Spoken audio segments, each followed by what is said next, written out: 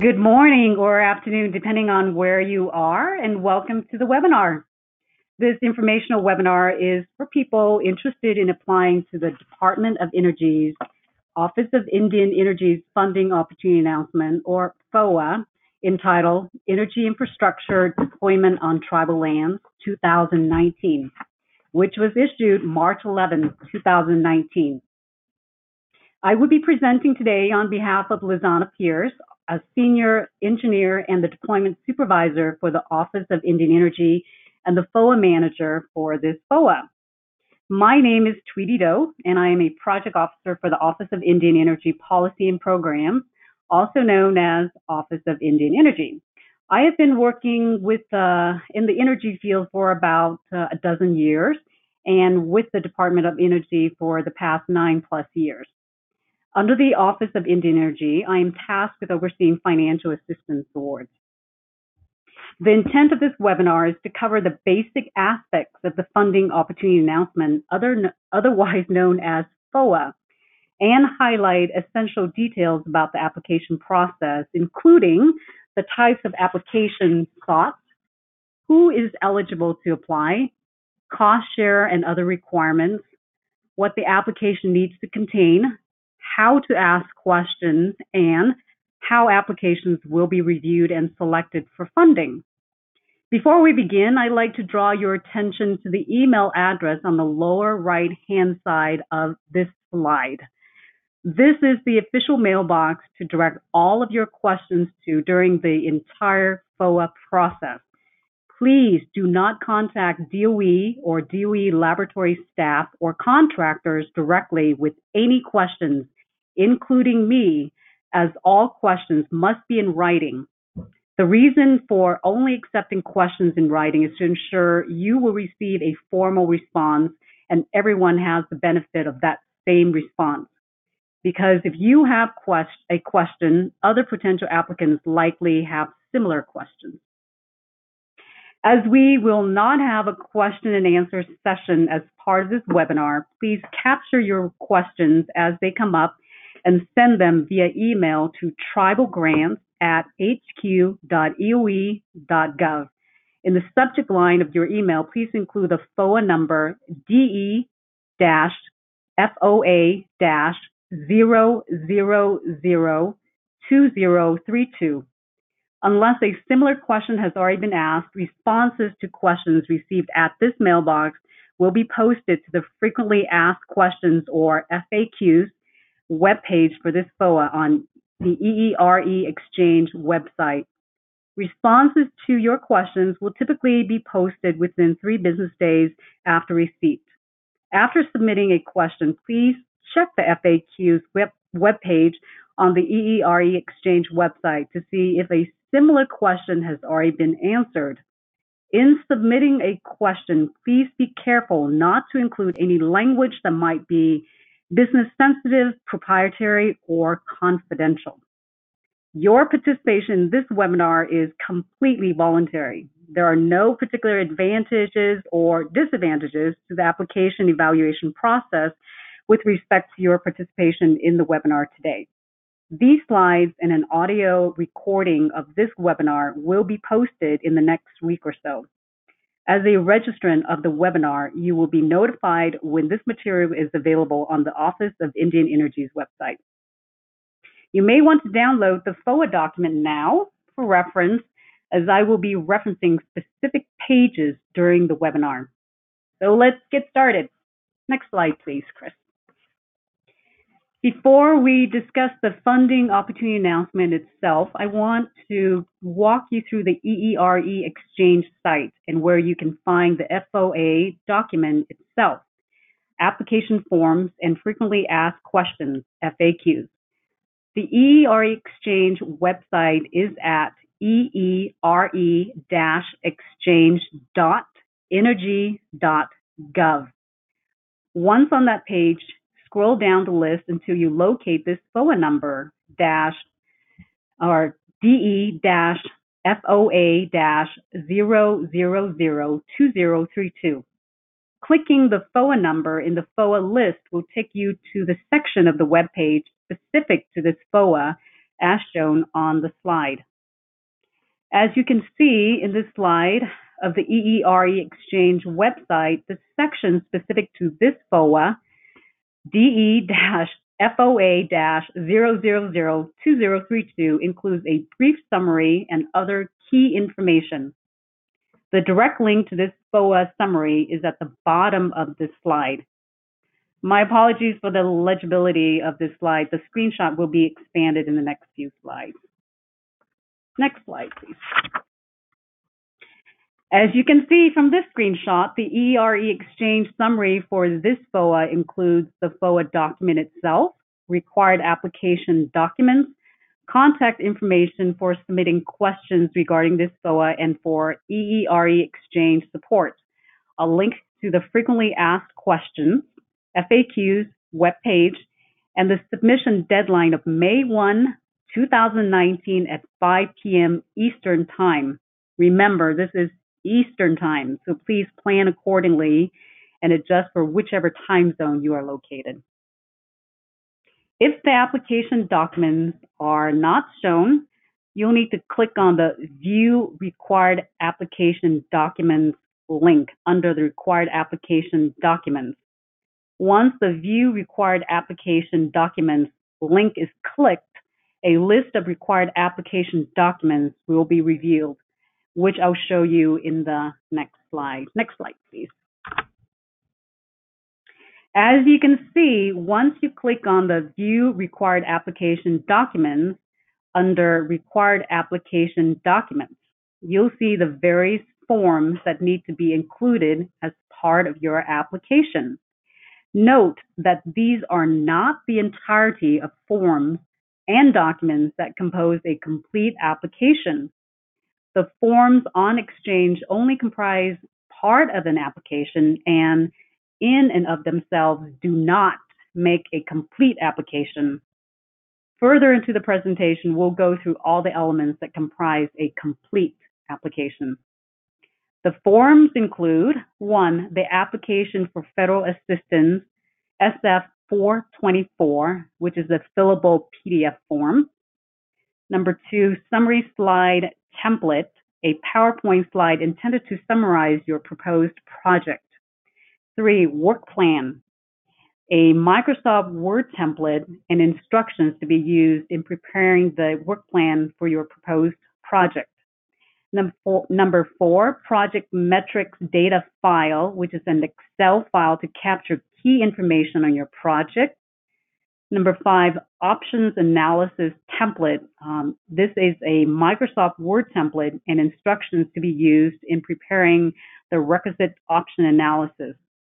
Number 6, eligibility statement and evidence. This is a Microsoft Word template for information relative to applicant eligibility and land status eligibility.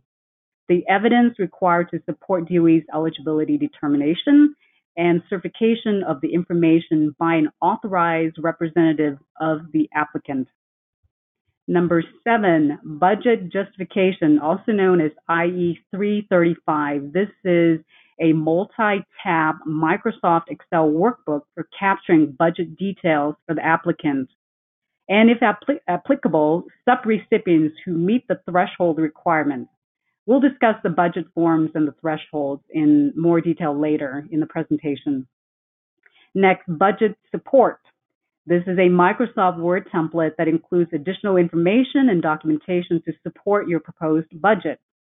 Number 9, registration certifications. This is a Microsoft Word document for certification by an authorized representative of the applicant that the applicant has registered in the various systems needed to apply and to receive an award under this FOA. And lastly, disclosure of lobbying activities, standard form or SFLLL. This is a document. If it does not apply to you, please indicate not applicable, sign, date, and include it as part of the application. All other components comprising a complete application are self-generated. For a complete list of the application content, please see the table on page 5 and 6 of the FOA document. Next slide, please. The answers to all FOA-related questions received in our mailbox, again, tribalgrants@hq.doe.gov, will be posted on the Frequently Asked Questions FAQs webpage specific to this FOA on the EERE Exchange website. This slide shows an example of the FAQ webpage. Please check this page periodically as questions and answers will continue to be posted throughout the entire time the FOA is open. Please also check this page before submitting a question, as a similar question may have already been answered. Next slide, please.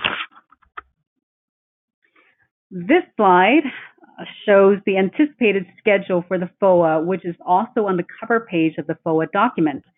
The FOA has already been posted, and we are conducting the FOA informational webinar now.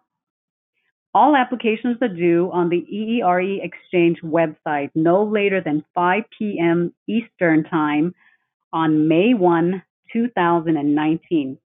Note that the closing time is 5 p.m. Eastern Time.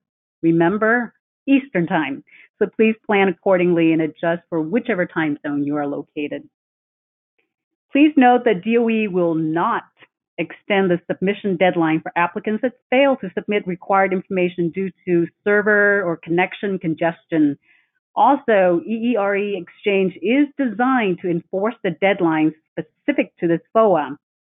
The apply and submit buttons may be disabled at the defined submission deadline. Therefore, please ensure you begin uploading your complete application at least 48 hours in advance of the submission deadline to ensure you meet that deadline and allow at least 1 hour to submit an application. Note that once the application is submitted in EERE Exchange, you may revise or update your application up until the deadline. DOE anticipates notifying applicants selected for negotiation of award this summer and making awards approximately 90 days after receipt of any requested supplemental information. Each and every applicant will receive a notification letter by email to the technical and administrative points of contact designated by the applicant in EERE Exchange. Notification letters will state whether the application is determined to be non-compliant, which is an incomplete or a late application, or ineligible, which does not meet the eligibility requirements beginning on page 24 of the FOA document, or non-responsive as defined under Section 1C, applications specifically not of interest, beginning on the bottom of page 22 of the FOA document. Not selected for funding. Selection for funding is postponed. Not selected for funding, but designated as an alternative, or selected for negotiation toward an award. The notification letter will state the basis upon which those decisions were made. Next slide, please. To apply to this FOA, applicants must register and submit applications through EERE Exchange at the URL shown here. As previously discussed, frequently asked questions, or FAQs, for this FOA can be found on the FAQ page specific to this FOA. You will also need to register in grants.gov at www.grants.gov so that you'll receive automatic updates when amendments to this FOA are posted, if any.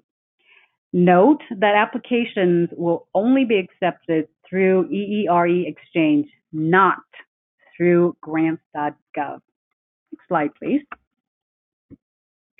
The EERE Exchange registration does not have a delay. However, the remaining registration requirements could take several weeks to process. All potential applicants lacking DUNS number or not yet registered with SPAM or FedConnect must complete those registrations prior to submitting an application. Please see Part 6.B of the FOA, beginning on page 69 of the FOA document, for information on how to register in the above systems. It is really important to register in these other systems as soon as possible, as these registrations need to be completed prior to submitting an application. Remember, an authorized representative of the applicant will need to certify that these registrations have been completed and submit that certification as part of your application. See registration certifications template under required application documents on EERE Exchange. Next slide, please. All applicants are strongly encouraged to carefully read the funding opportunity announcement DE-FOA-0002032 and adhere to the stated submission requirements. This presentation summarizes the contents of the FOA. However, if there are any inconsistencies between the FOA and this presentation or statements from DOE or other personnel, the FOA is the controlling document and applicants should rely solely on the FOA language or seek clarification from DOE. If you believe there is an inconsistency, please contact us by sending an email to tribalgrants@hq.doe.gov. Next slide, please. The agenda for this webinar is as shown. First, we'll provide a summary of the FOA requirements for the Office of Indian Energy, FOAs, and required application components.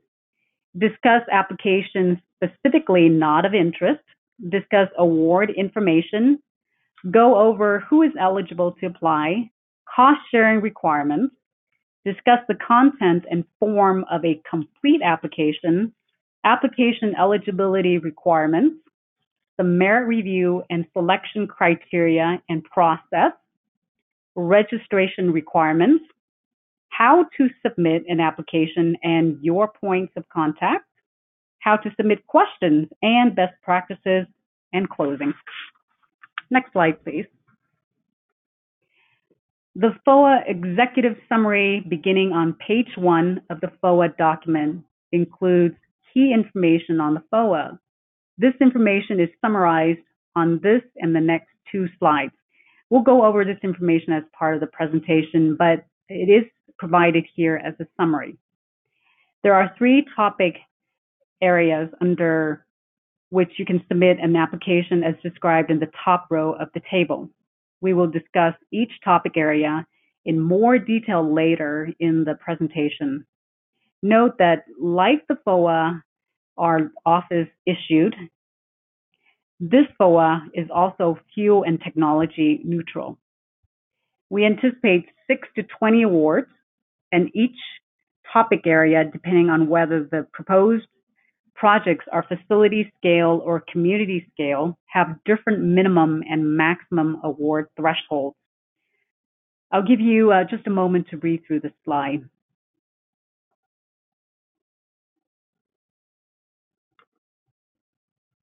Next slide, please. Continue on this slide is additional key information relative to this FOA. As indicated, depending on whether the proposed projects are facility scale or community scale, have different minimum and maximum award thresholds. For facility scale projects, DOE funding per individual award is no less than $50,000 to a maximum of $1 million, which applies to topic area 1 and topic area 3A. And for community scale projects, from no less than $250,000 to a maximum of $2 million, which applies to topic area 2 and topic area 3B. Awards under this FOA will be grants with a period of performance of each award of approximately 1 to 2 years, but no longer than 3, including the mandatory 12-month verification period. Next slide, please. Continuing on this slide and the next few slides are additional key information relative to this funding opportunity announcement. We will go over the eligible applicant requirements in detail on subsequent slides, so I'll forego an explanation for now. Please note, however, that DOE will not make eligibility determinations for potential applicants prior to the date on which applications to this FOA must be submitted. You may ask clarifying questions relative to the FOA, but DOE will not determine whether an applicant or a specific project is eligible during the application preparation stage of this process. The decision of whether to submit an application in response to this FOA lies solely with the applicant. Note that per statute, there is a 50% cost share requirement, meaning 50% of the total allowable cost of the project must be provided as cost share. The total cost of the project is the sum of the DOE share and the recipient share of allowable costs. For instance, if a proposed project is estimated to cost a total of $500,000, the required cost share would be $250,000, or 50% of the total project cost of $500,000. Next slide, please. Thank you. As included in the FOA summary on page 2 of the FOA, the following proposed projects may be given additional consideration in the selection of applications for funding through the application program policy factors. See section 5C of the FOA. 1. Projects which serve tribal communities with high energy costs. 2. Projects proposed for tribal communities not connected to the traditional centralized electrical power grid. Or 3. Applicants who have not previously received a grant from the Office of Indian Energy. Furthermore, the DOE Office of Indian Energy may, upon request, provide technical assistance to all eligible applicants who apply under this FOA and whose applications are comprehensively reviewed but not selected for negotiation, if the Office of Indian Energy determines it is to be within scope and budget. Such technical assistance will be provided on a priority basis over those who do not apply to this FOA. Also, be aware that you may submit more than one application to this FOA or more than one application to a particular topic area, provided each application is for a distinctively different project and addresses only one topic area. Each application must have a distinct title, unique control number as assigned by EERE Exchange during the registration process, and be readily distinguishable. Next slide, please. Note that a concept paper is not required under this FOA. As mentioned previously, applications will only be accepted through EERE Exchange.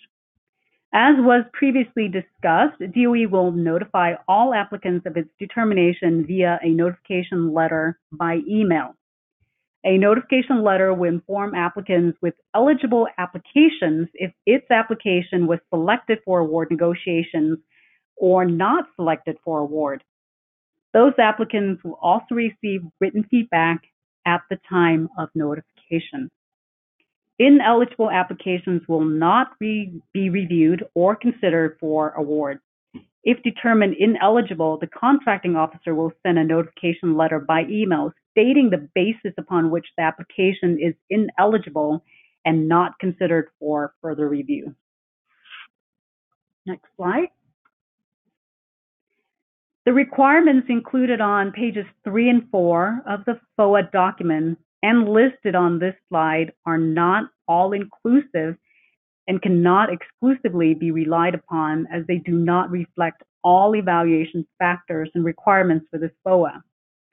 Applicants must read the entire FOA to determine the complete set of requirements under this FOA. Pre-award costs. Except for pre-award costs with prior DOE approval, Only cost share contributions made during the period performance of the grant, if awarded, can be considered. Any costs incurred prior to award selection cannot be considered as cost share or reimbursement by DOE. Registration requirements. The mandatory registration requirements were previously discussed, are summarized on page 3 of the FOA and included under section 6B.1 of the FOA document. Also remember that an authorized representative of the applicant will need to certify that these registrations have been completed and submit that certification as part of your application. Eligibility statements and evidence. As previously mentioned, all applicants are required to submit eligibility statements that document and provide evidence of applicant and land status eligibility to support DOE's eligibility determination. Statements of commitment and cost sharing. The statements of commitment and cost sharing will be discussed in greater detail later in the presentation. Just remember that an executed tribal council resolution from each participating Indian tribe, a declaration or resolution from each Alaska Native Regional Corporation, Alaska Native Village Corporation, Intertribal Organization, and Tribal Energy Development Organization, and a letter of commitment from all other project participants are required as part of the application. See the FOA for instances where a format other than a tribal council resolution will be accepted from a participating Indian tribe. Letters of support. Letters of support by anyone not participating in the proposed project are not required or desired and should not be provided as part of the application. Post-award payment. Payment will be made electronically on a reimbursement basis through Automated Clearinghouse, ACH, and provided the requisite support is provided, are normally reimbursed within 7 to 10 days. See the FOA for more details. Post-award reporting requirements. Selected applicants will be required to document progress in quarterly reports and the project results in a comprehensive final report, as well as present at an annual program review to be held each fall in Denver, Colorado. For planning purposes, applicants should plan to attend and present grant activities each year during the period of performance of the grant, beginning 2019. Equipment, title, and vested interest. Subject to the conditions provided in 2 CFR 200.313, title to equipment property acquired under a federal award will conditionally vest upon acquisition with a non-federal entity. The non-federal entity cannot encumber this property without approval of the federal awarding agency and must follow the requirements of 2 CFR 200.313 before disposing of the property. Note that if the federal share of the financial assistance agreement is more than $1 million, pursuant to the requirements of 2 CFR 910.360B4, for-profit recipients must properly record Uniform Commercial Code, also known UCC, financing statements for all equipment with an acquisition cost per unit $5,000 or more purchased in whole or in part with federal funds. Cost share. Every cost share contribution must be allowable under the applicable federal cost principles, as described in Section 4I.1 of the FOA. In addition, cost share must be verifiable upon submission of the application. Next slide, please. Thank you. The content and form of an application will be covered in detail later in the presentation. However, A summary of each of the required application components is included here and on the next slide, and on pages 5 and 6 of the FOA document. I recommend you use this table as a checklist when preparing an application. Remember, forms and templates can be found on EERE Exchange under Required Application Documents after clicking View Required Application Documents under the FOA description. All other requirement components are to be self-generated by the applicant. Next slide, please. Shown here are the remaining components that comprise a complete application. Note that you may submit an application at any time before the due date and that you will be able to update it as needed up until the deadline. Please allow sufficient time to ensure you have uploaded all required documents and that your application is complete prior to the due date and time. Next slide, please. The Department of Energy's, DOE's Office of Indian Energy assists in addressing the staggering gaps and barriers for Indian tribes, which for this FOA include Alaska Native regional corporations and village corporations, and tribal energy resource development organizations interested in developing their vast, undeveloped energy resources. Specifically, the office is charged with promoting Indian tribal energy development, efficiency, and use, reducing or stabilizing energy costs, enhancing and strengthening Indian tribal energy and economic infrastructure relating to natural resource development and electrification, and bringing electrical power and service to Indian land and the homes of tribal members located on Indian lands or acquired, constructed, or improved in whole or in part with federal funds. For more information on the Office of Indian Energy Policy and Programs, see our website at www.energy.gov/Indian Energy. Next slide, please. This funding opportunity announcement, or FOA, builds on efforts by DOE to accelerate the deployment of energy infrastructure on tribal lands. Between 2010 and 2017, DOE invested more than $62.5 million in nearly 160 tribal energy projects implemented across the contiguous 48 states and Alaska. These projects, valued at over $130 million, are leveraged by over $68 million in recipient cost share. Next slide. Specifically, under this FOA, DOE's Office of Indian Energy is soliciting applications to 1. Install energy generating systems and or energy efficiency measures for tribal buildings. This is topic area 1. Or 2, deploy community-scale energy generating systems on tribal lands. Topic area 2. Or 3, install energy systems for autonomous operation, independent or of the traditional centralized electric power grid to power a single or multiple essential tribal facilities during emergency situations or for tribal communities' resilience. This is topic area 3. As was the last FOA, this FOA is also fuel and technology neutral.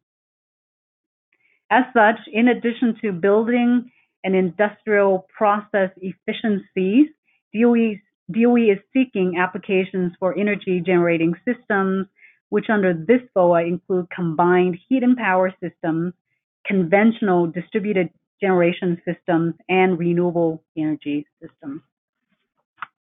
Additionally, under topic area 3, DOE is seeking applications for energy systems that provide power for essential tribal facilities, may include but are not limited to energy generating systems, energy storage systems, and or controls and management systems. See Appendix A or definitions. Also, per statute, only Indian tribes, which for purposes of this FOA include Alaska Native regional corporations and village corporations, intertribal organizations, and tribal energy development organizations are eligible to apply under this FOA. However, in future slides, we will address who and how different entities might be able to submit an application on behalf of an Indian tribe or tribes. Next slide, please. Under topic area 1, energy generating systems and/or energy efficiency measures, DOE is soliciting applications for the deployment of energy generating systems and/or energy efficiency measures for tribal buildings, and may include energy generating systems, which is topic area 1A, multiple energy efficiency measures, topic area 1B, or a combination of energy generating systems and energy efficiency measures. This is topic area 1C. For purposes of this FOA, tribal buildings may include a single or multiple tribally owned or controlled buildings located on tribal lands. Tribally owned or controlled buildings for purposes of this FOA is a building or buildings where the eligible entity has the authority to augment or modify the building and where the building is either owned by the eligible entity or tribal members, or the eligible entity has a long-term lease as a minimum for the useful life of the proposed project. Tribal buildings may include, but are not limited to, tribal members' homes, schools, community buildings, clinics, hospitals, tribal government buildings, fire stations, police stations, radio stations, washatarias, utility facilities such as wastewater systems, tribal casinos, or tribal businesses.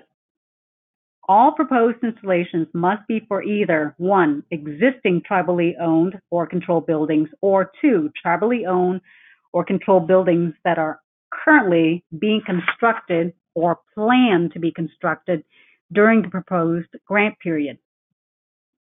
To be eligible under topic area 1A, which is energy generating systems, applications must, 1, provide an options analysis to demonstrate that other options were considered and that the proposed energy generating systems best meet the overall tribal objectives.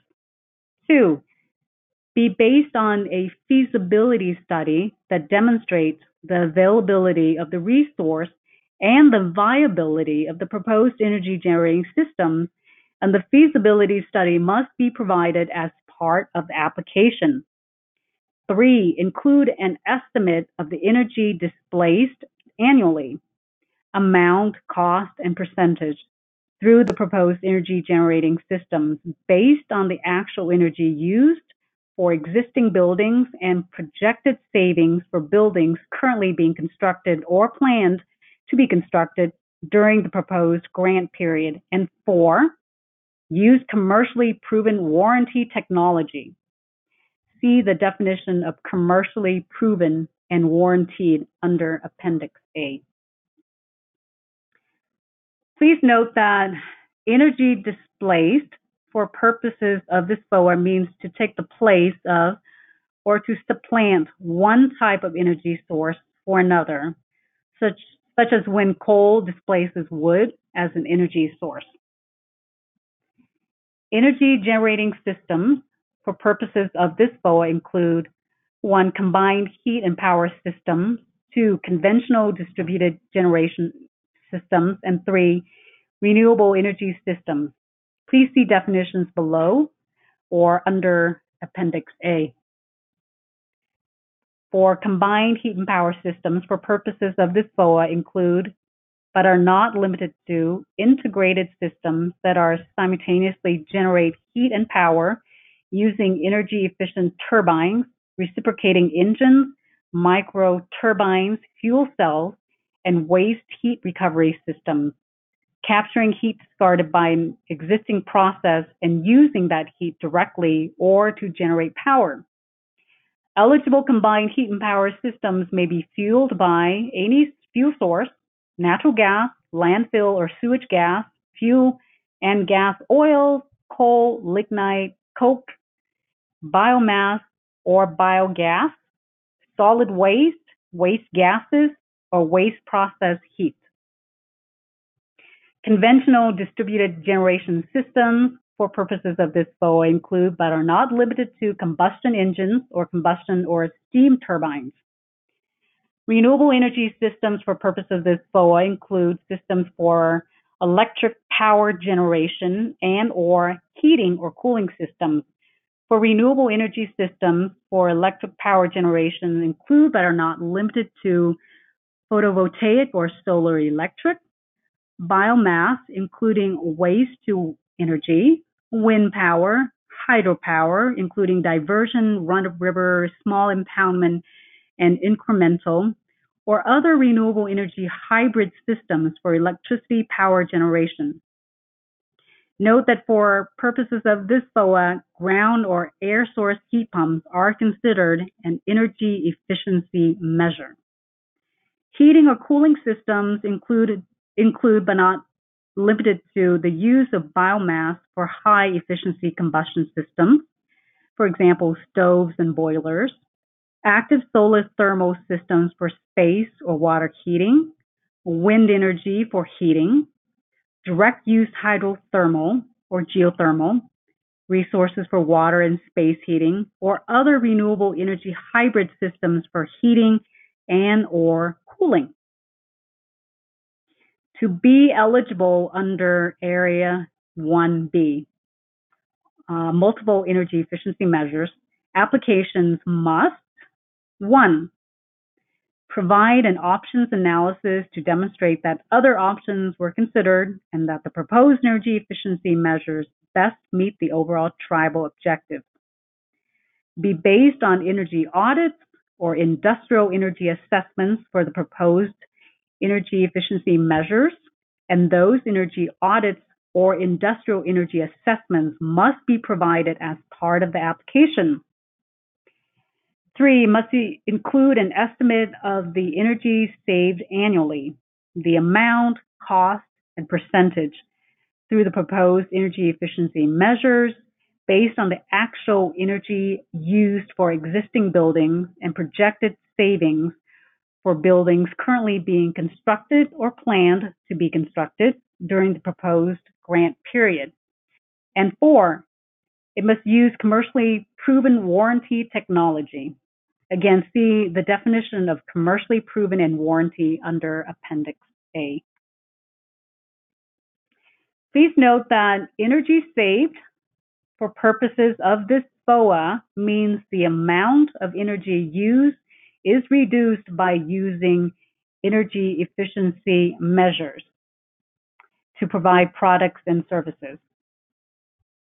Energy efficiency measure, also known as EEM, for purposes of this FOA means the implementation of a building efficiency measure or an industrial process efficiency measure.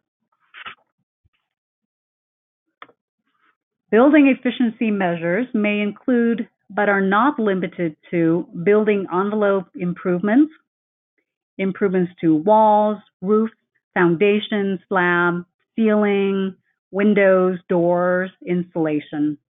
The installation of energy efficient equipment, high efficiency lighting, efficient appliances, air sealing, moisture management, control ventilation, high R value, which is high thermal resistance, insulation, high efficiency windows, efficient heating systems, including furnaces, boilers, passive solar, efficient cooling system, including air conditioners, evaporative coolers, ground or air source heat pumps, energy saving building electrical equipment, and efficient mechanical systems and heat recovery ventilation units.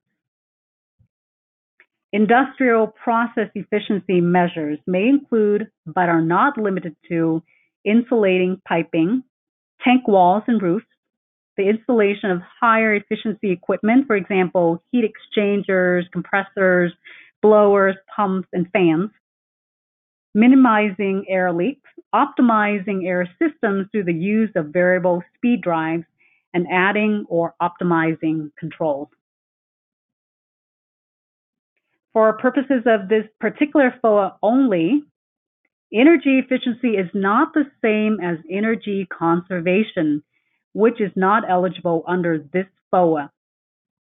Specifically, energy conservation for purposes of this FOA means decreasing energy consumption by using less of an energy service or going without an energy service to save energy. Energy conservation typically involves a behavioral change and may include meters or other indicators to induce that behavioral change. If energy conservation is proposed in response to topic area 1A, the application will be deemed non-responsive and will not be reviewed or considered. Under topic area 1C, an energy generating system can be proposed in addition to a single or multiple energy efficiency measures, but must meet the requirements for both topic area 1A and topic area 1B. Specifically, to be eligible under topic area 1C, which is energy generating systems and energy efficiency measures, applications must: 1, provide an options analysis to demonstrate that other options were considered and that the proposed energy efficiency measures and energy generating systems best meet the overall objectives. 2, be based on energy audits or industrial energy assessments for the proposed energy efficiency measures, and those energy audits or industrial energy assessments must be provided as part of the applications. And 3, be based on a feasibility study that demonstrates the availability of the resource and the viability of the proposed energy generating system, and the feasibility study must be provided as part of the application.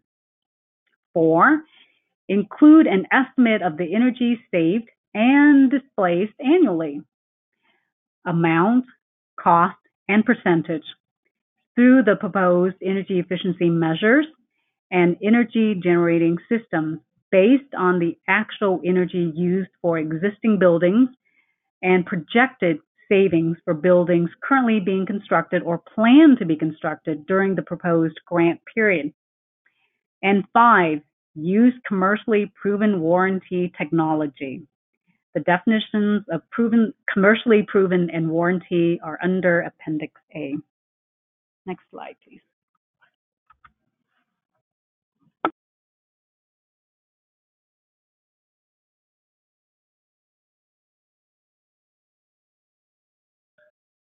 Topic Area 2.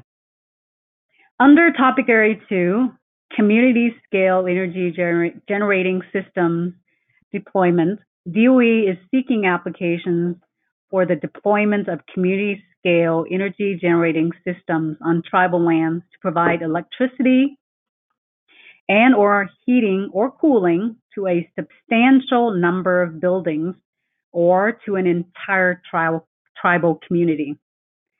For purposes of this topic area, a community scale project means a project serving a substantial number of the total buildings within a community, no less than 3 buildings, and providing a substantial percentage of the total community energy load, which is a minimum of 100 kilowatts or BTU equivalent.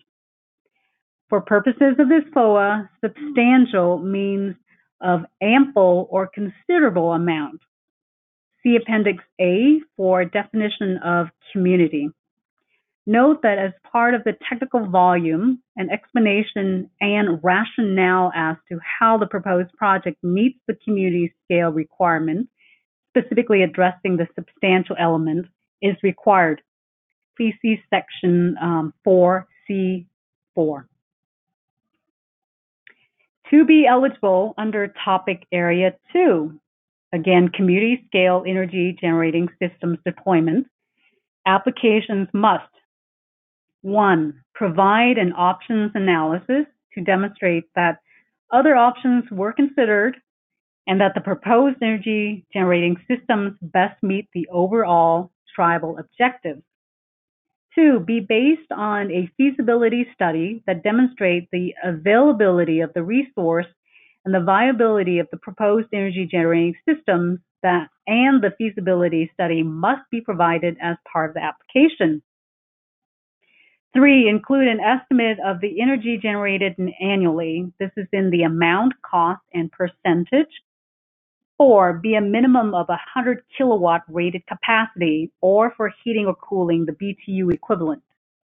5, affect a substantial number of buildings within a tribal community, no less than 3 buildings. And 6, use commercially proven warranty technology. Again, see the definition of commercially proven and warranted under Appendix A. Please note, under topic area 2, either a single energy generating system or multiple energy generating systems may be proposed. The minimum system size, 100 kilowatt rated capacity or BTU equivalent, may be for either a single individual generating system or the aggregate of multiple energy generating systems. Applications under topic area 2 must demonstrate the availability of the conventional fuel supply or the renewable energy resource for the life of the project. And applications proposing geothermal or biomass systems must also demonstrate the sustainability of the resource. Next slide. Thank you. Topic area 3. Under topic area 3, energy systems for autonomous operation, DOE is soliciting applications to install energy systems for autonomous operation to power, 1, a single or multiple essential tribal facilities during emergency situations. This is topic area 3A. Or to power a substantial number of essential tribal facilities for tribal community resilience.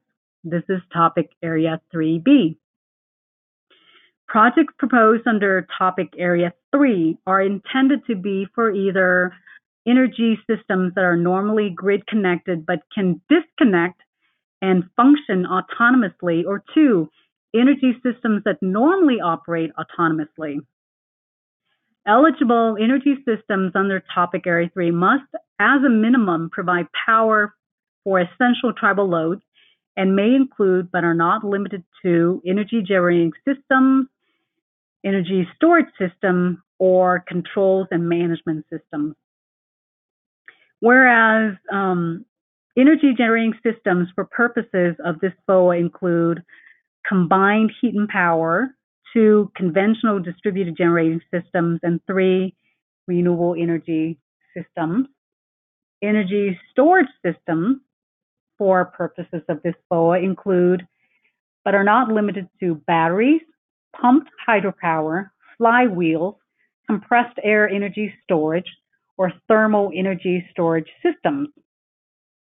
Controls and management systems for purposes of this FOA include, but are not limited to, supervisory control and data acquisition, SCADA systems, power and frequency controllers, voltage regulators, power protection systems. Please note, grid connected for purposes of this FOA means energy systems that operate connected to and synchronous with the traditional centralized electric power grid, where the traditional centralized electric power grid refers to the main power grids in the continental United States. 1, the Eastern Interconnected System, Eastern Interconnect, or 2, the Western Interconnected System, also Western Interconnect, and 3, the Texas Interconnected System, also known Texas Inconnect. as well as 4, the interconnected grid system in Alaska that connects Anchorage, Fairbanks, and the Kenai Peninsula. Essential tribal facilities for purposes of this FOA are those facilities necessary for providing essential services, or essential services for purposes of this FOA means services that, if interrupted, would endanger the life, health, or personal safety of the whole or part of the tribal community.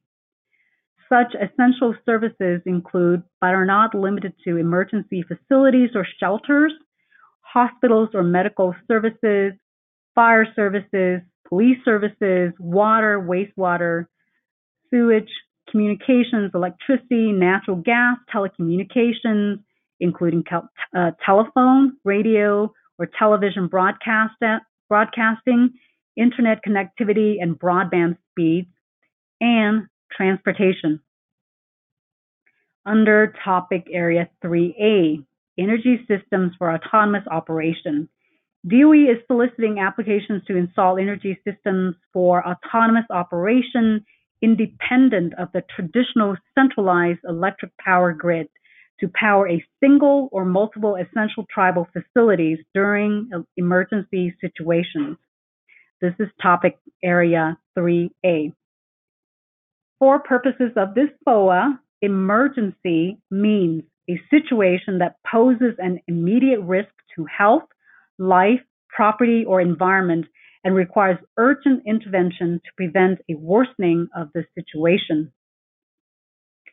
To be eligible under Topic Area 3A, powering essential tribal facilities, applications must, 1, provide an options analysis that demonstrates that other options were considered and that the proposed energy systems best meet the overall objectives. 2, be based on an emergency plan that identifies vulnerabilities, establishes goals, identifies essential facilities, and identifies and prioritizes strategies, and that plan must be provided as part of the application. 3, demonstrate the ability of the proposed energy system to function autonomously, which is independent of the traditional centralized electric power grid during emergency situations. And 4, use commercially proven warranty technology. See the definition of commercially proven and warranty under Appendix A.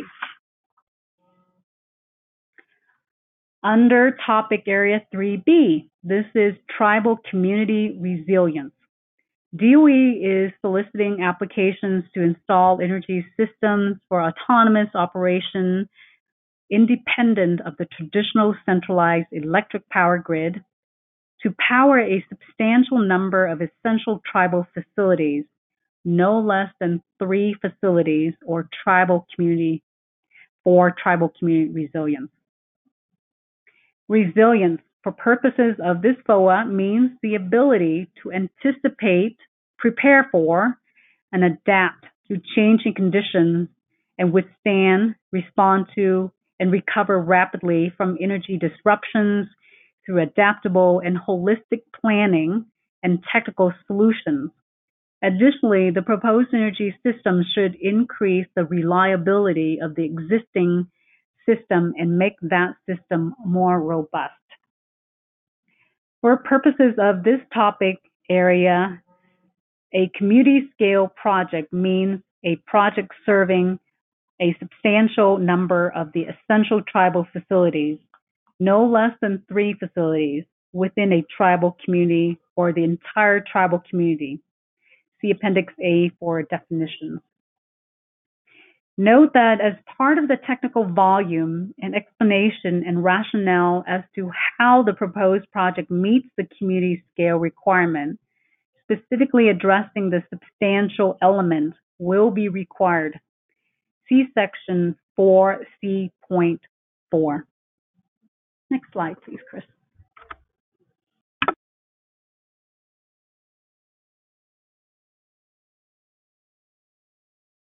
The types of applications on this and the next 2 slides are specifically not of interest and will be deemed non-responsive and will not be reviewed or considered. As the intent of this FOA is the deployment of energy infrastructure, activities that do not result in generation of electricity and or heating or cooling or a reduction in energy use are not eligible. Applications proposing studies or development, including pre-construction activities, are not of interest, nor are applications proposing marketing opportunities, assessment of manufacturing opportunities, research, product development, or the construction of manufacturing facilities or buildings are not eligible. Also, the construction of a building or buildings or structures such as carports are not eligible. Only the incremental costs associated with the equipment installation will be considered. Next slide, please. Any application where the applicant has already taken irreversible actions regarding the proposed DOE-funded project are not of interest. Note that the proposed DOE-funded project consists of only the installation of energy-generating systems, energy systems, and/or the installation and energy efficiency measures, not the construction of a building or structure such as a carport. Irreversible actions relative to the proposed DOE-funded project only may include, but are not limited to, site clearing, groundbreaking, equipment or system purchase or installation, building renovation, and building retrofits. Next slide, please.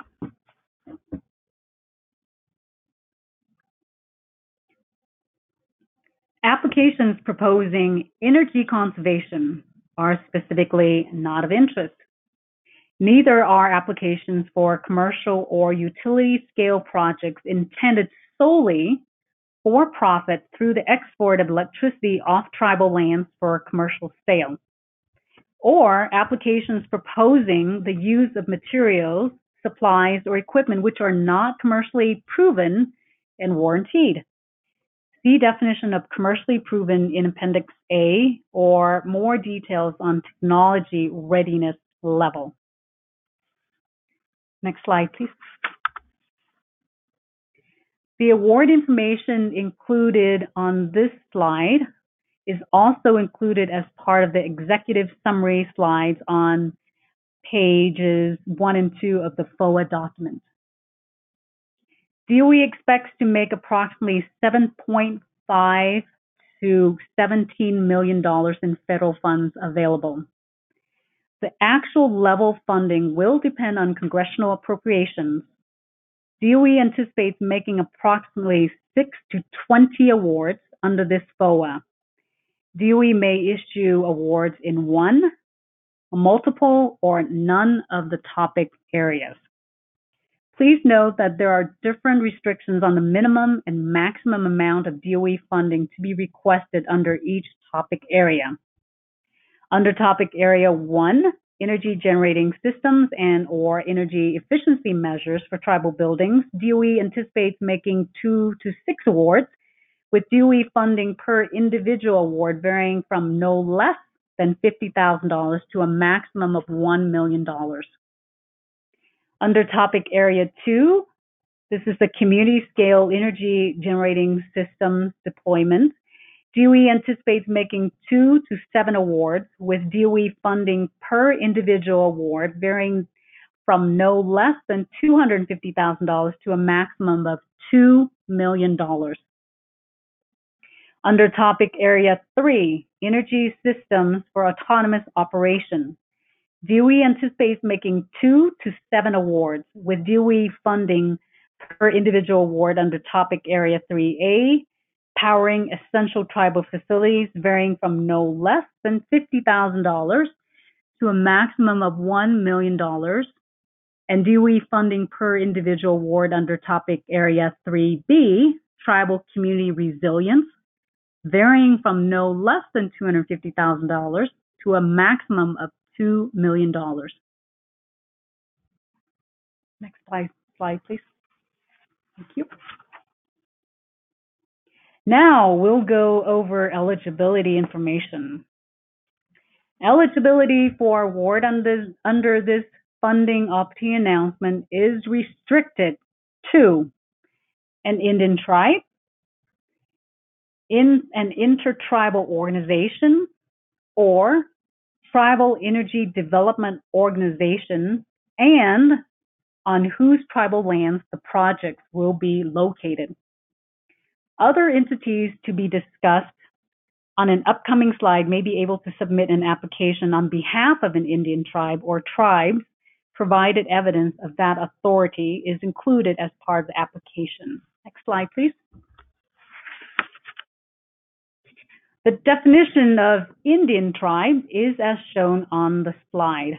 I'll give you a moment to read through this definition.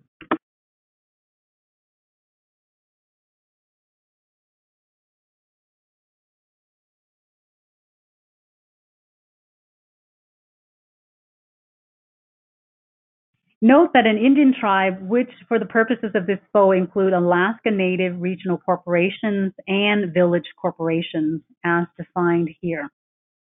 For the purposes of this FOA, Alaska Native Regional Corporation means one of the 13 Alaska Native Regional Corporations as defined in and established pursuant to the Alaska Native Claims Settlement Act, 43 United States Code Section 1602, Section G. Alaska Native Village Corporation or Village Corporation for purposes of this FOA is defined in or established pursuant to the Alaska Native Claims Settlement Act, 43 United States Code Section 1602J. Tribal Consortium, plural consortia, as defined for purposes of this FOA means a group of Indian tribes, as defined above, that have chosen to submit a single application. Under this FOA, a tribal consortium is eligible to submit an application provided the application is submitted by a single Indian tribe representing the consortium. Applications may also be submitted on behalf of Indian tribes by an authorized tribal organization, provided evidence of that authority is included as part of the application. Tribal organization per Public Law 115-245 has the meaning given the term in Section 4 of the Indian Self-Determination and Education Assistance Act, 25 United States Code 5304, specifically per 25 United States Code 5304, tribal organization means the recognized governing body of any Indian tribe, any legally established organization of Indians which is controlled, sanctioned, or chartered by such governing body or which is democratically elected by the adult members of the Indian community to be served by such organization, and which includes the maximum participation of Indians in all phases of its activities, provided that in any case where a contract is let or grant made to an organization to perform services benefiting more than one Indian tribe, the approval of each such Indian tribe shall be prerequisite to the letting or making of such contract or grant. Next slide, please. The second type of applicant eligible to apply under this FOA is an intertribal organization. Intertribal organization, as defined for purposes of this FOA, means any organization comprised of two or more Indian tribes established under congressional, state, or tribal law to act on behalf of the participating Indian tribe. Intertribal organization may include, but are not limited to, intertribal councils, regional tribal organizations or associations, Alaska regional development organizations, and tribal federations.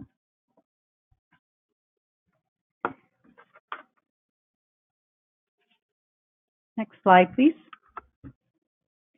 In addition to Indian tribes, tribal energy resource development organizations are eligible applicants. I'll give you a minute to review the definition on the slide.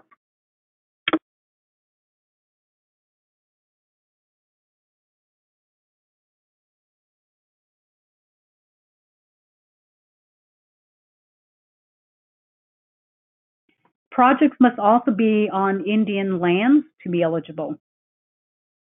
Next slide, please. Thank you.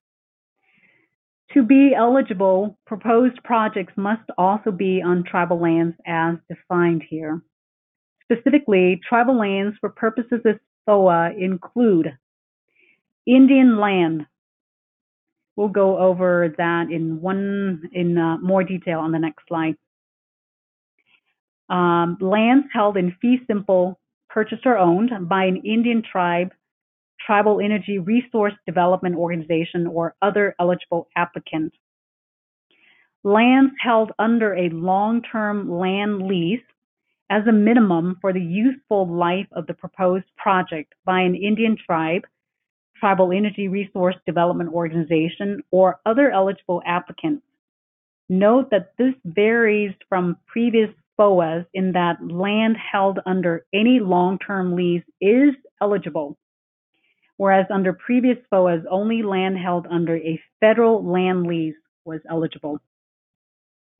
And land that was conveyed to a native corporation pursuant to the ANCSA and subsequently conveyed to another entity, provided that entity is either a native village or tribal governmental entity, or the land is held, invested, managed for, and on behalf of a native village or tribal governmental entity. Next slide, please. And for purposes of this FOA, Indian land and Indian reservations are defined as shown on this slide and on pages 23 and 24 of the FOA document. I'll give you another moment to read these definitions.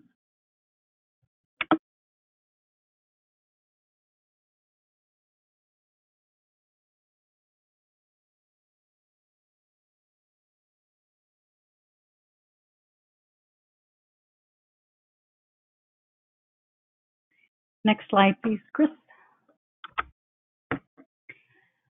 Questions regarding eligibility. DOE will not make eligibility determinations for potential applicants prior to the date on which applications to this FOA must be submitted. The decision of whether to submit an application in response to this FOA lies solely with the applicant. Next slide, please. Next, on to cost sharing. Per statute, the required cost share under this FOA must be at least 50% of the total allowable cost of the project, where the total allowable cost of the project is the sum of the DOE share and the recipient share of allowable costs. For example, if the requested DOE costs are $250,000, the cost share would be $250,000, or 50% of the total proposed project cost of $500,000, not 50% of the DOE requested amount. Again, cost share is 50% of the total project cost, which in this example are $500,000. To assist applicants in calculating proper cost share amounts, DOE has included additional cost share information in Appendix B of the FOA.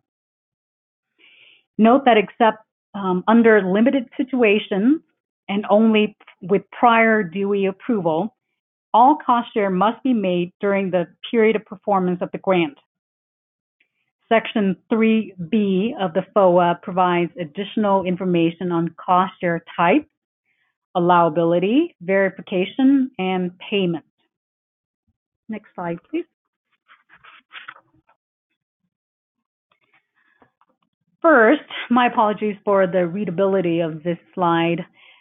As previously stated, all cost share must come from non-federal sources unless otherwise allowed by law. Included here and on page 28 of the FOA are a few instances where federal funds can be used as non-federal cost share. Specifically, funding under the Indian Self-Determination Act, Tribal Self-Governance Funding Agreements, Self-Determination Contract Funding, Compact Funding, and NAHASTA funding can be used as non-federal cost share. If funds from a federal source are being proposed either as additional federal funds against the total project cost or as non-federal cost share as allowed to by law, the applicant must provide a commitment letter from the federal agency as part of the application that specifically commits those funds and identifies the statutory authority that allows those funds to be used for the project being proposed. Additionally, if those funds are to be used as non-federal cost share, the commitment letter must also include the excerpt from the statutory authority that allows those funds to be used as non-federal cost share. These commitment letters will be reviewed to determine allowability by DOE legal and the contracting officer prior to accepting funds as either additional federal project funds or non-federal cost share from other federal sources. Next slide, please. The total budget included in an application must include both federal and non-federal cost share, which combined reflect the total project cost proposed. All costs must be verifiable from the recipient's records and be necessary and reasonable for the accomplishment of the proposed project. And as all sources of cost share are considered as part of total project costs, if selected for funding, the cost share dollars will be scrutinized under the same federal regulations as federal dollars requested for the project. Next slide. Cost share must be allowable and must be verifiable at the time of submission of the application. Please refer to this chart for your entity's applicable cost principles. It is imperative that you follow the applicable cost principles when creating your budget for the application. Next slide, please. Cost share can be provided in cash or as in-kind contributions. It can be provided by the recipient, subawardees, which include the subrecipient or vendor, or a third party. Allowable in-kind contributions may include, but are not limited to, contribution of time, unrecovered indirect costs, unrecovered facilities and administrative costs, rental value of buildings, land, or equipment, not the purchase price, and value of a service, other resource, or third-party in-kind contribution. Again, only the rental or lease value of buildings, land, or equipment, and only for the period of the grant is allowable, not the purchase price. Next slide, please. Thank you. Be aware that there are items that are considered unallowable cost share. If a cost is considered unallowable, it cannot be requested from DOE or counted as cost share. This slide provides some examples of cost share that is unallowable. See pages 29 and 30 of the FOA document for additional examples. And I'll give you just a moment to read through the slide. Please take note that generally any cost before or after the DOE grant period cannot be considered as cost share. Next slide, please. If an award is made, cost share must be provided on an invoice by invoice basis at, as a minimum, the percentage negotiated. as an example of cost share on an invoice-by-invoice basis. If an award is executed and an entity is requesting reimbursement of $50,000 and the cost share is 50%, then the cost share reflected on that invoice must be at least $50,000 or 50% of the total expenditures of $100,000. However, if you are not able to provide the cost share on an invoice-by-invoice basis, you may request a waiver from the DOE contracting officer. Such a request would be made after notification of selection, if selected, and prior to award. Next slide, please. Thank you. Okay, next on to the content and form of an application. We'll go over each file as shown on this slide. Remember, each of the files shown on this slide and the next are required for a complete application. All right, please bear with me as I'll be covering a lot of information. Applications must include 1, an application for federal assistance, or known as Form SF-424. The application for federal assistance is a formal application form for funding. The form must be signed by an authorized representative of the applicant.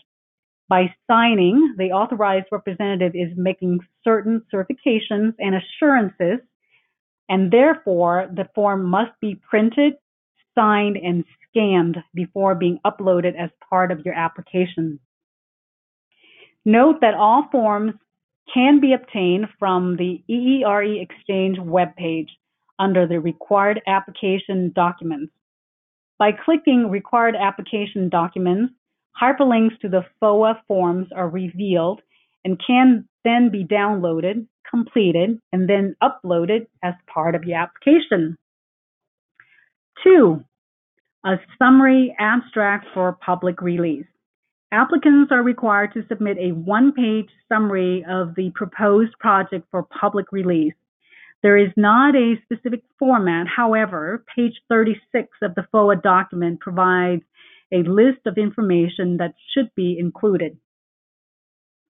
3, a summary slide. A single PowerPoint slide that provides a quick facts about the proposed project.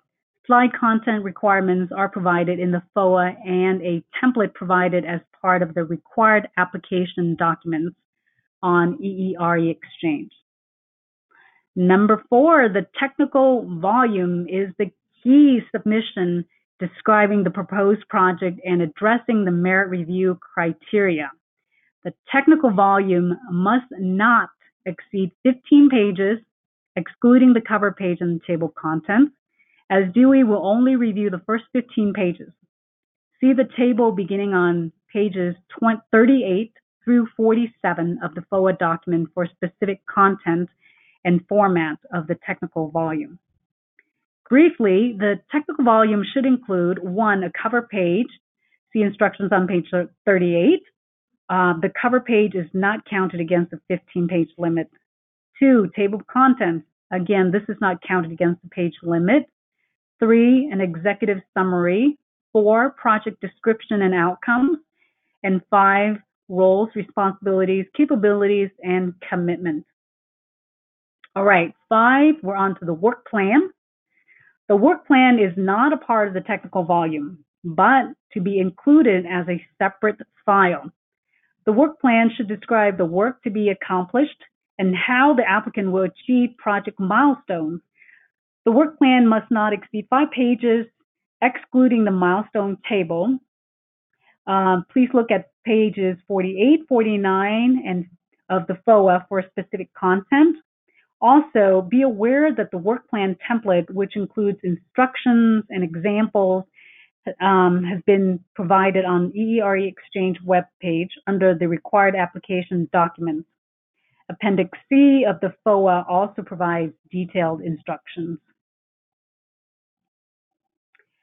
Item 6, the project metrics data file is a required file. This file needs to include specific project-related data, including the type of technology, payback period of the project, expected cost savings, type of buildings, number of buildings, installed capacity, cost per installed watt, square feet of building space affected, electricity reliability data, electricity access information, environmental impacts, possible jobs created, and other questions.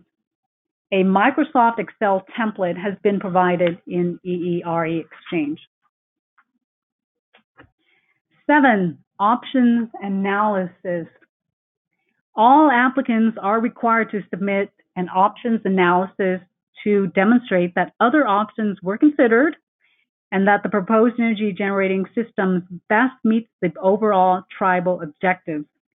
The options analysis for purposes of this FOA is a systematic assessment and evaluation of possible alternative approaches available for achieving specific energy objectives and determining which of the options are the most effective and provides the best solution to achieve those objectives.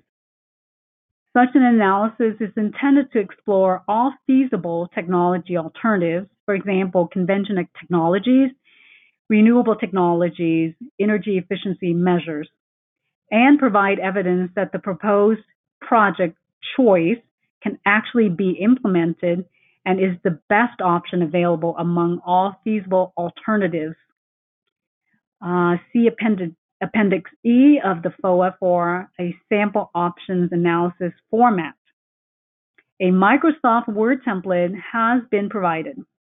This template is available under the FOA required application documents on EERE Exchange. The use of the options analysis template is not required, but the information included within the option analysis template is required.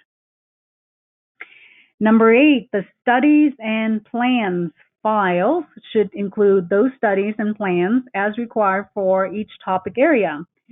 As specifically required for each topic area to include energy audits and or energy assessments for topic area 1A and topic area 1C.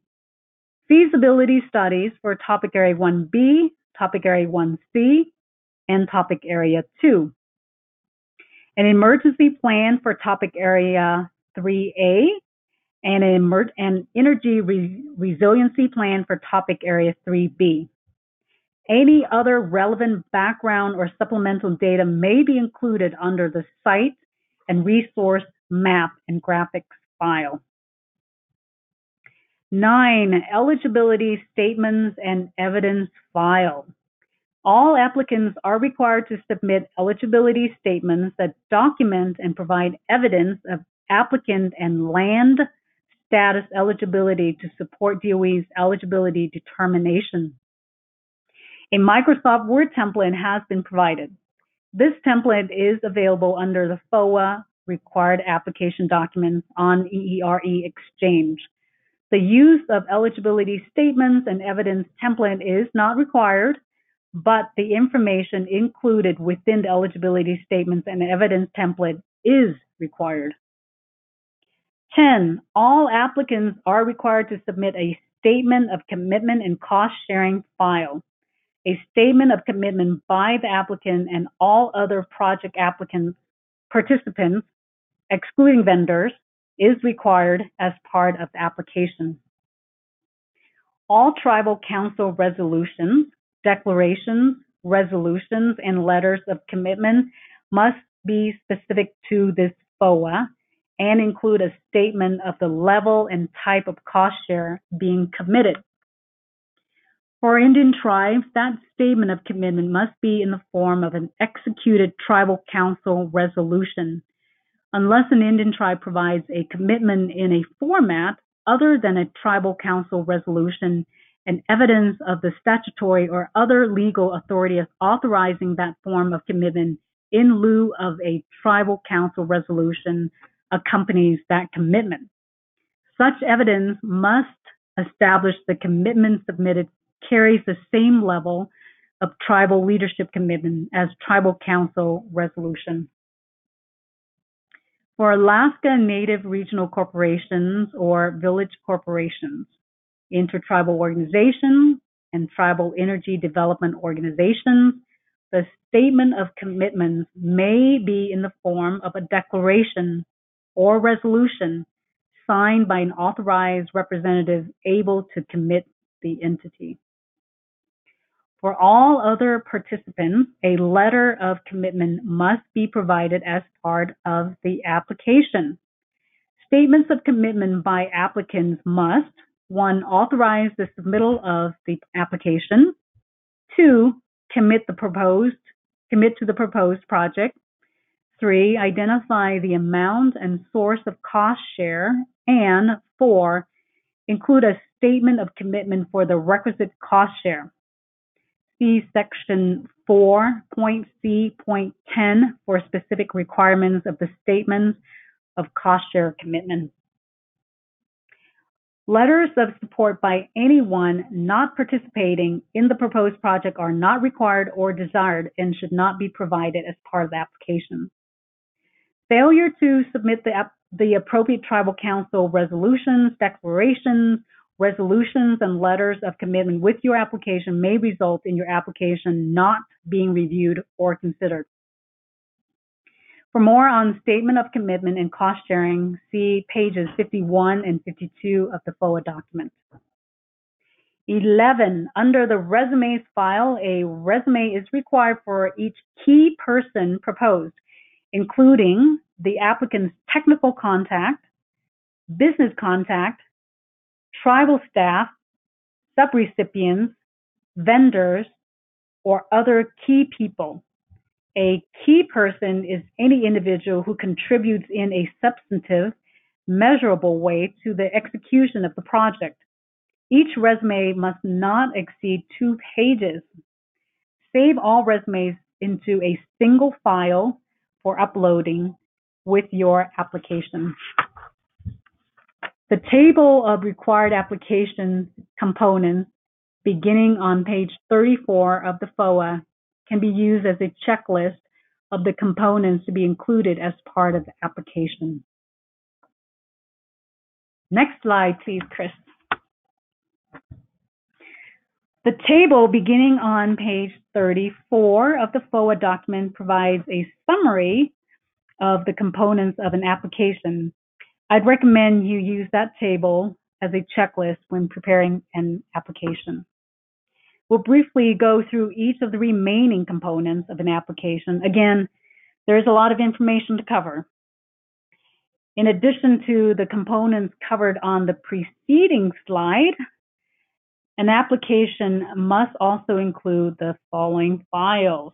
We'll start with number 12, or continue with number 12, which is the Budget Justification Workbook, Form IE 335. This is a required form and must include both the funds being requested from DOE as well as those proposed as cost share. Let me repeat that. The budget and budget justification must reflect all project costs, regardless of whether those funds are being requested from DOE or provided as cost share. The form itself is a multi-tab Microsoft Excel spreadsheet. In addition to the proposed cost, the form requests the basis of estimate for the cost being proposed. The form can be downloaded from the EERE Exchange website under the required application documents. 13, applicants must provide a separate budget justification. This is Form IE 335. For each subrecipient, for example, subawardee with a vested interest in the proposed project, beyond providing goods and services to proposed project, that is expected to perform work estimated to be more than $250,000 or 25% of the total work effort, whichever is less. If none of the proposed subrecipients meet the threshold above, a subrecipient budget justification form is not required, and instead a file stating no subrecipients being proposed meet the threshold requirement, and therefore a subrecipient budget justification form is not being provided here as an attachment. Vendor, for example, entity contracted to provide goods and services within normal business operations who provides similar goods or services to many different purchasers and operates in a competitive environment. Their budget information should not be included as part of the subrecipient budget justification, but rather included as part of the budget support file. Next, budget support file. All applicants are required to submit support for their proposed budget to include an indirect rate agreement, breakdown of fringe costs, basis of cost estimate documentation, budget support for vendors, request for DOE approval of subawardees selected non-competitively, and other relevant supplemental information. A Microsoft Word template has been provided. The budget support template is available under the FOA required application documents on EERE Exchange. The use of the budget support template is not required, but the information included within the budget support template is required. Number 15, financial audit. All applicants must provide a copy of the most recent A133 audit for nonprofit, state, local governments, and educational institutions, or for-profit entities, provided a copy of the most recent independent audit. 16, site and resource maps and graphics file. All applicants must provide a site and resources and graphics file and include any graphics to supplement the technical volume, including maps, photographs, or other visuals of the project location or buildings affected by the proposed project. Any other relevant background or supplemental data may be included here, excluding the options analysis as required under 7 above, and studies and plans as required. If you choose not to provide any graphics, relevant background, or supplemental data beyond that which may be in the technical volume, submit a file stating no additional site, resource, maps, or graphics information is being provided as an attachment. Note that this information may actually be necessary to complete your application and to fully address the merit review criteria. 17, design and engineering file. All applicants must provide a design and engineering file and include copies of any hardware performance specifications, warranties, engineering drawings, and any other design or engineering data to supplement the technical volume.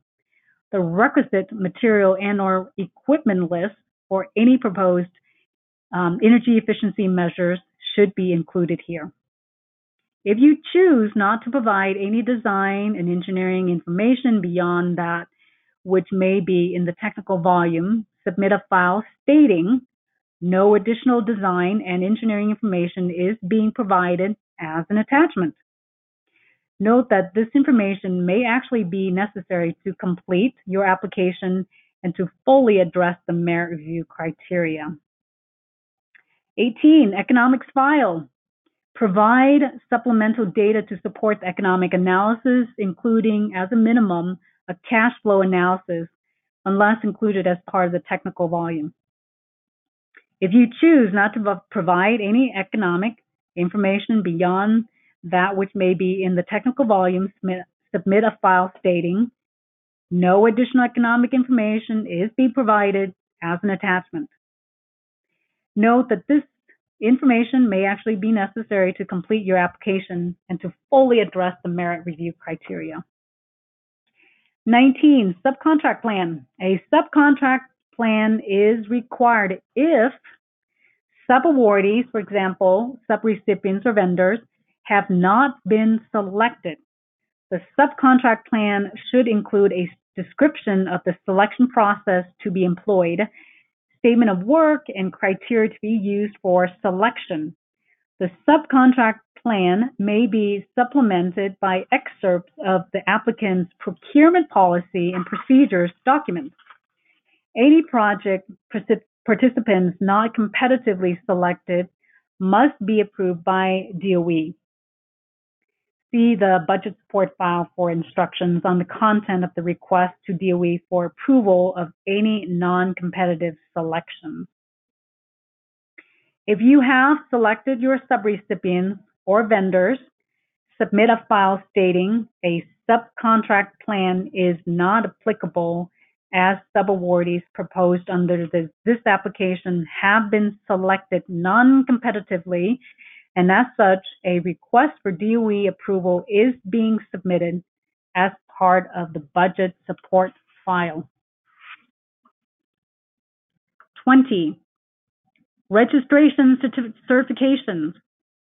As has been discussed previously, all applicants must certify that all system registrations have been completed and certified to those registrations as part of the registration certification file.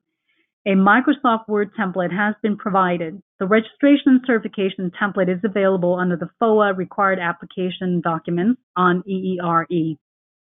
The use of the registration certification template is not required, but the information included within the registration certification template is required. 21, the disclosure of lobbying activities, also known as Form SF-LLL, is required to be submitted regardless of whether funds are being paid or will be paid for influencing or attempting to influence persons in connection with this application. Recipients and subrecipients may not use any federal funds to influence or attempt to influence, directly or indirectly, congressional action on any legislative or appropriation matters.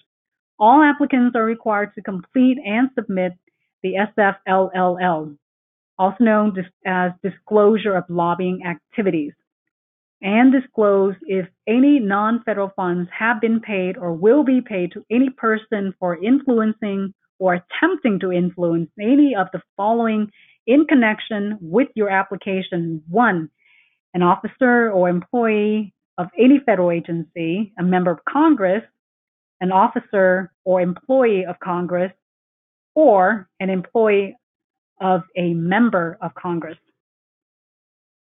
If no non-federal funds have been paid or will be paid to any person for influencing or attempting to influence any of the above in connection with your application, indicate none and sign and date the form. This form is available under the announcement, Required Application Documents on EERE Exchange. 22, and the last one, all work under DOE funding agreements must be performed in the United States. This requirement does not apply to the purchase of supplies and equipment, so a waiver would not be required for foreign purchases of these items. However, the recipient, if an award is made, should make every effort to purchase supplies and equipment within the United States. If work is to be performed outside the U.S., a waiver must be requested. For more on the content of the waiver, see Section 4H.3 of the FOA document. If work will not be conducted outside the United States, hence a waiver is not needed, submit a file stating a waiver to perform work outside the United States is not being requested under this application. To ensure you are submitting all required components of an application, I would urge you to use the table beginning on page 34 of the FOA document as a checklist. Note that you may submit an application at any time before the due date, and that you will be able to update as needed up until the deadline. Please allow sufficient time to ensure you have uploaded all required documents and that your application is complete prior to the due date and time. Next slide, please. As we previously pointed out, applicants must submit applications no later than 5 p.m. Eastern Time on May 1, 2019. Note that the deadline of 5 p.m. is Eastern Time. Please plan accordingly and adjust for your time zone. Once submitted, DOE will conduct an eligibility review. An application will be deemed eligible only if 1. The applicant is an eligible entity and located on tribal land. Please refer to Section 3.A of the FOA beginning on page 24 of the FOA document. 2. Another eligibility requirement is cost share. The required cost share must be at least 50% of the total allowable cost of the project. Remember, the sum of both the DOE share and the recipient share of allowable cost equals the total allowable cost of the project. 3, the application is eligible if it complies with the content and form requirements and the applicant successfully uploaded all required documents and clicked the Submit button in EERE Exchange by the deadline. In other words, a complete application submitted by the deadline. See Section 3.C of the FOA. 4, and an application is eligible if the proposed project is responsive to the intent of the FOA. See Section 1 and Section 3.D of the FOA. Specifically, any application not responsive to the intent of the FOA as described in Section 1A and 1B, or identified as specifically not of interest as described in Section 1C, will be deemed non-responsive and not reviewed or considered. And 5, the applicant is eligible if it meets the eligibility requirements as listed in Section 3 of the FOA. Please be aware that DOE will not make eligibility determinations prior to the date on which applications are due. The decision whether to submit an application in response to this FOA lies solely with the applicant. In other words, DOE will not advise you or make a determination on whether your entity or your proposed project are eligible prior to an application being submitted.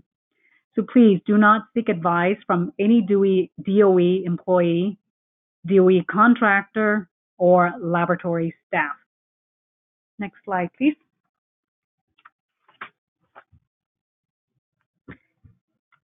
The merit review and selection process consists of a series of reviews, including an initial eligibility review, rigorous technical review, and programmatic review. Rigorous technical reviews are conducted by reviewers that are experts in the subject matter of the FOA. Ultimately, the selection official considers the recommendations of the reviewers along with other considerations such as program policy factors to make selection decisions. Next slide, please.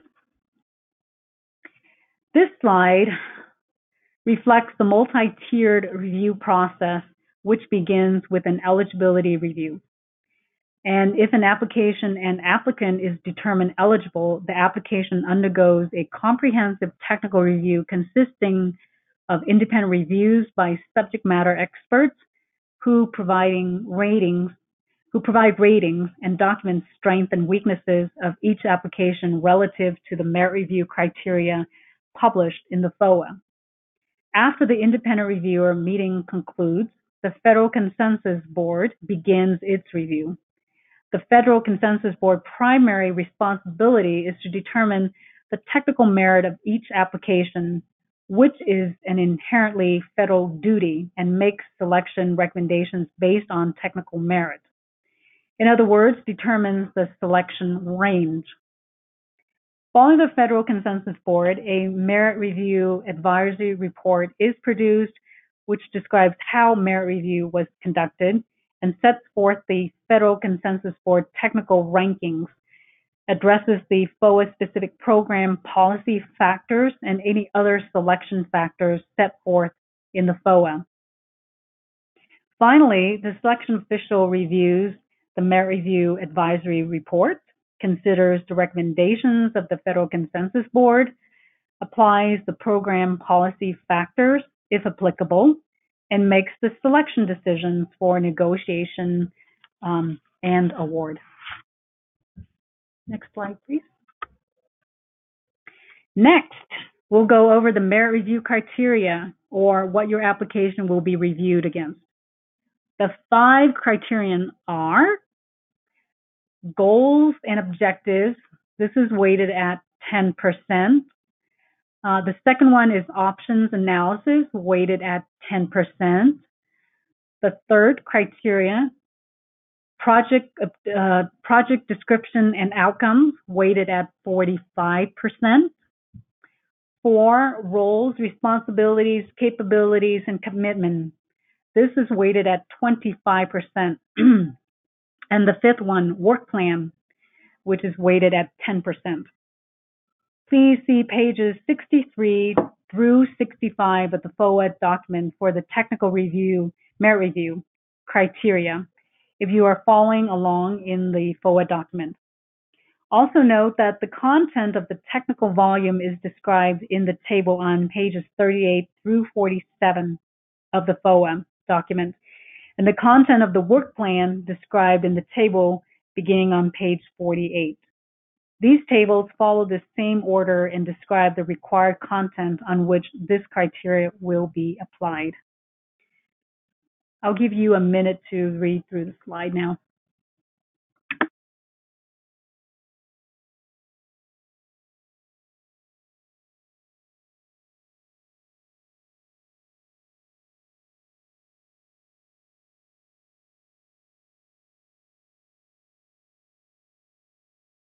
Next slide, please, Chris. Criteria 2, options analysis. This is weighted at 10%. The rating will be based on the credibility of the options analysis that demonstrates that other options were considered and that the proposed project best meets the overall tribal objectives. As indicated previously, all applicants are required to submit an option analysis to demonstrate that other options were considered and that the proposed energy generating system best meet the overall tribal objectives. The options analysis for purposes of this FOA is a systematic assessment and evaluation of possible alternative approaches available for achieving specific energy objectives and determining which of the options are the most effective and provide the best solutions to achieve those objectives. Such an analysis is intended to explore all feasible technology alternatives, for instance, conventional technologies, renewable technologies, or energy efficiency measures, and provides evidence that the proposed project choice can actually be implemented and is the best option available among feasible alternatives. Next slide, please.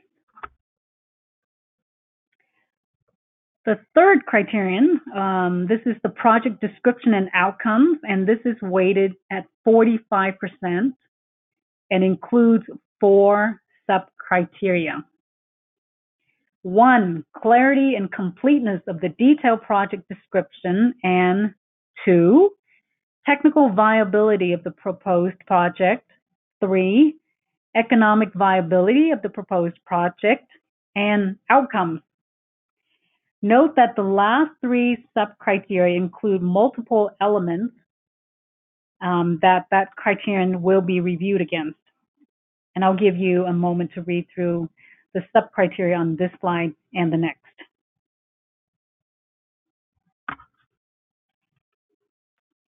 Next slide, please.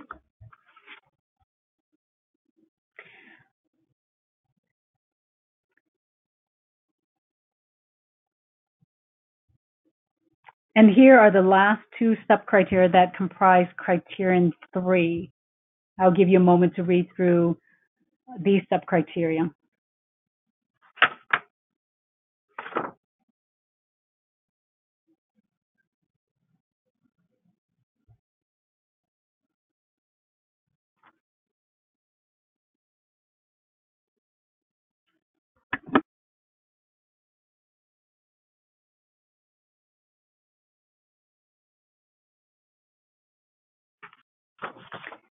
Next slide, please, Chris.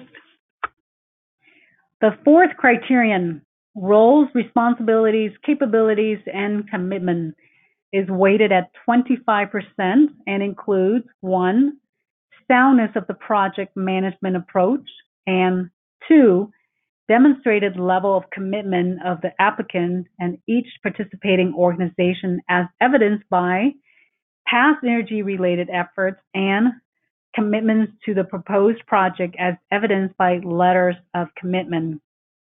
Again, I'll give you just a moment to read through the sub-criteria.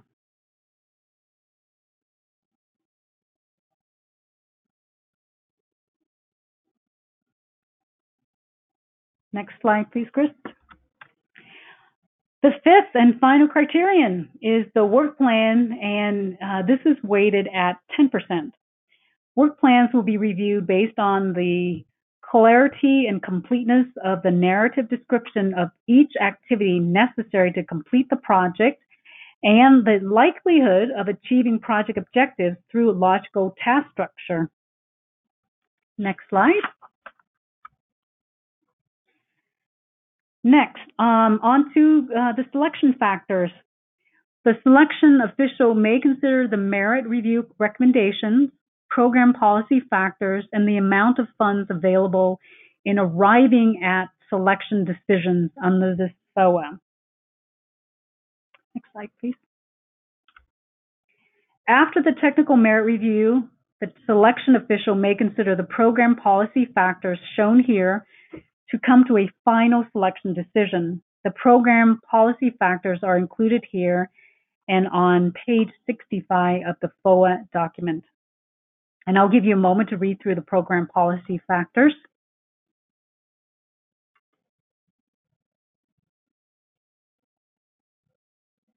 Note that in addition to geographic and technology diversity, the selection official can consider the degree to which the proposed project optimizes the use of available DOE funding to achieve programmatic objectives and whether the proposed project serves the tribal communities with high energy cost projects not connected to the traditional centralized electrical power grid and or applicants who have not previously received a grant from the Office of Indian Energy. Next slide, please. To apply to this FOA, applicants must register with and submit application materials through EERE Exchange at this URL. A control number will be assigned while registering in EERE Exchange. Retain this number as it will be used as an identifier and required on all application documents. There are several one-time actions required before submitting an application in response to this FOA, and it is vital that applicants address these items as soon as possible, as some actions may take several weeks, and failure to complete them prior to submitting application could result in DOE determining that the applicant is not qualified to receive a federal award and use that determination as a basis for not considering their application. The applicant will be required to certify that these registrations have been completed and to include that certification as part of the application. Therefore, it is essential that these registrations be completed as soon as possible, as some may take several weeks to process. Please see section 6.B of the FOA, pages 69 and 70 for more required registrations. Next slide, please.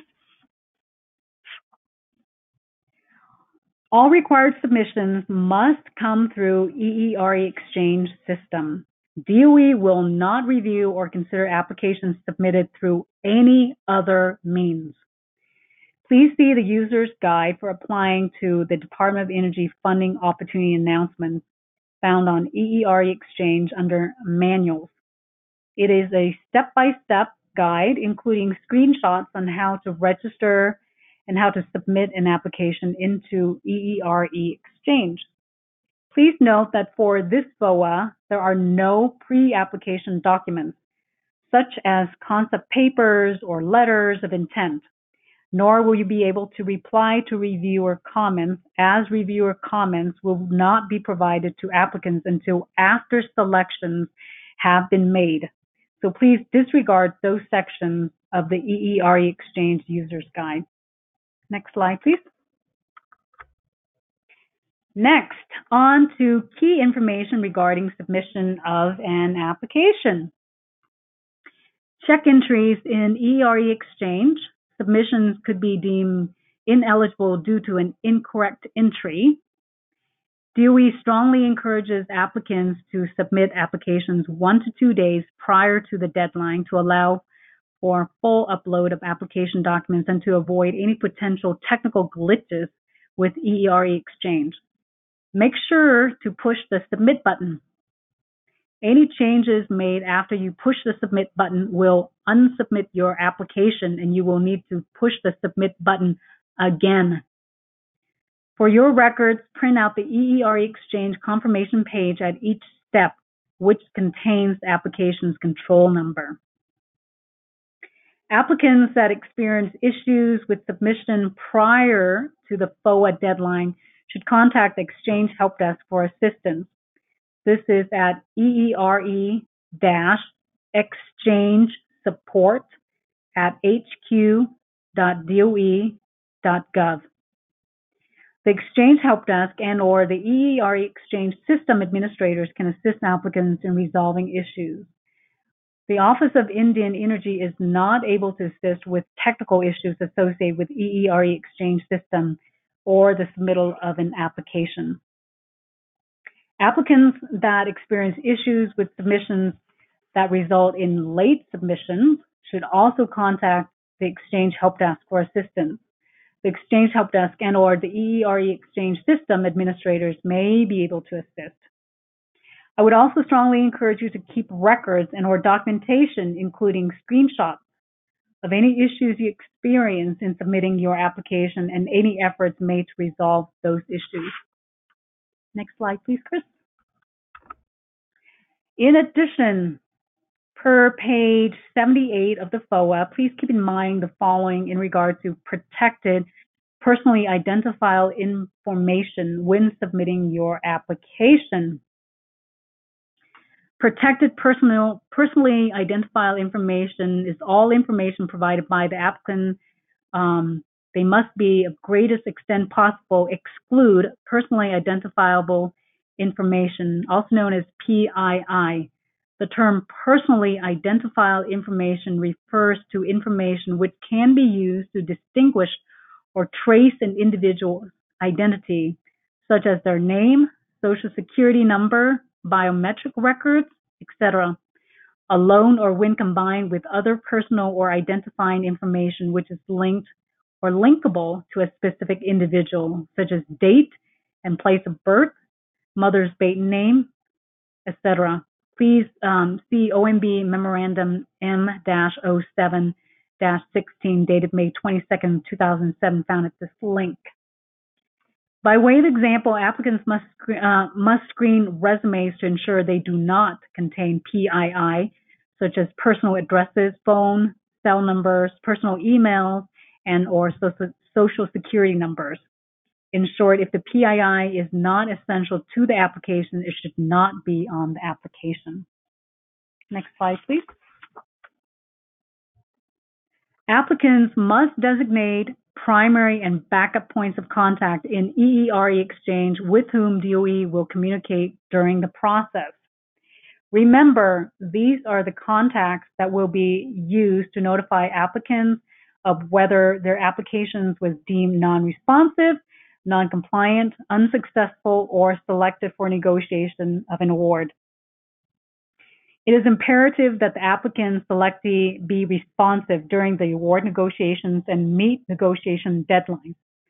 Failure to do so may result in cancellation or further award negotiations and rescission of the selection. Next slide, please. For questions regarding the FOA, send an email to tribalgrants@hq.doe.gov. However, before submitting a question, I urge you to check the frequently asked questions FAQs page on EERE Exchange to see if your question has already been answered. We will attempt to answer questions within 3 business days. You will be notified when a response to your question is posted. Next. Contact EERE Exchange support at hq.eoe.gov for problems logging into EERE Exchange or uploading and submitting application documents to EERE Exchange. Specific questions regarding the FOA itself should be sent to tribalgrants@hq.doe.gov. Please include the FOA number in the subject line. Next slide, please. And in closing, a few recommendations. Please download the funding opportunity announcement and read it thoroughly so you understand all the steps and requirements for submitting an application. Do not rely solely on this webinar. If you are considering submitting an application, please register in EERE Exchange as soon as possible to obtain a control number. This control number must be included on all application documents. Check the frequently asked questions, FAQs, on EERE Exchange periodically for any supplemental information or amendments to the FOA. Next page, please. And a few final comments. Hopefully, we've answered some of your questions and provided an overview of the FOA and the process. As mentioned previously, this presentation was prepared by Lizana Pierce specifically for this FOA. However, if you have any questions, please send us an email at tribalgrants@hq.doe.gov. Please do not ask me, any other Office of Indian Energy staff, contractors, or laboratory personnel about the eligibility of your project or any other questions related to this FOA, as only the formal responses posted under the FAQs on the EER website will be honored. The purpose of accepting only written questions is that typically if you have questions, someone else has the same question. Also, this ensures that everyone has the same information relative to this competitive opportunity.